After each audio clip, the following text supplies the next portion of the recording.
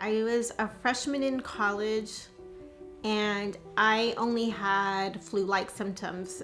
I went to the clinic across the street from my college and they couldn't really find anything other than flu-like symptoms.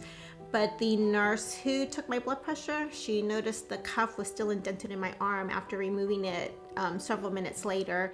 She took some blood samples and 2 days later, I was told to check into the emergency room. They were waiting for me. When I went into the ER, I was already told that we think you have lupus, but I was already in complete kidney failure. It was really fast. There was no time to really process. I was the first one in my family to be diagnosed. Since then, on my real dad's side of the family, there have been a few others who have autoimmune disease, including lupus, but I was the first one. So it was a learning process for all of us. We all kind of learned together. When I had my first transplant, I was 24. My mom was a near perfect match and she was my living donor. I think I was more afraid for my mom than I was for me, but my family was there. My transplant coordinator was phenomenal. She always made me laugh, even in the scariest moments, like, why is this lady making me laugh right now? But she did.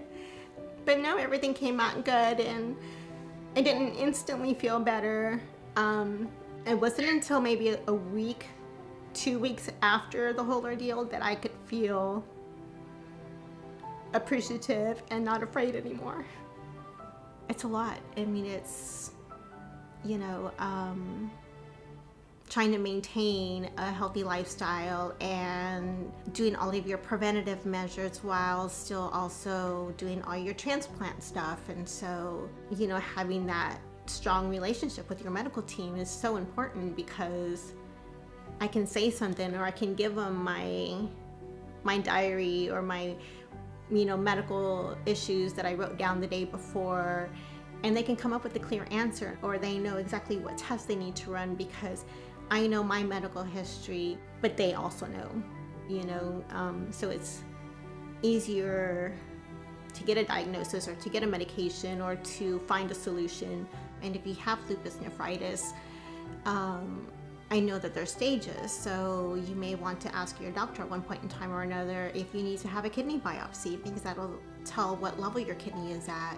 Leave with a clear understanding of what your medications are going to be for, what the diagnosis is, what this means long term. Be your own advocate. Learn as much as you can. Ask questions.